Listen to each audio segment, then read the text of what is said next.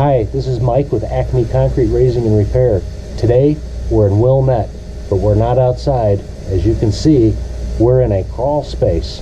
So what has happened is a drainage pipe, actually from the gutter system, was routed through this crawl space and went underneath the concrete slab. The pipe broke and has eroded out the material underneath this concrete slab. So we're in here to stabilize this crawl space, to fill the voids and to give the concrete support again. And we're doing that with a specialized polyurethane foam.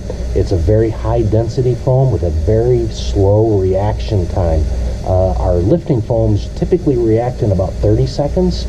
This foam is special, very slow time to react. It actually takes 1 minute and 40 seconds to fully expand. So what that does is it allows the foam to travel very far, fill all the voids without actually lifting the concrete. So I'll give you a little preview here of what all of this looks like.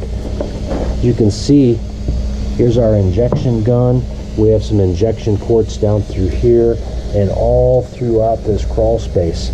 So we're going to be injecting the foam everywhere through here to where we push the foam from one injection point to the next, and we just keep repeating the process until everything is full. We're going to give you a little time-lapse video that's not too exciting, but it'll give you an idea of how this is done.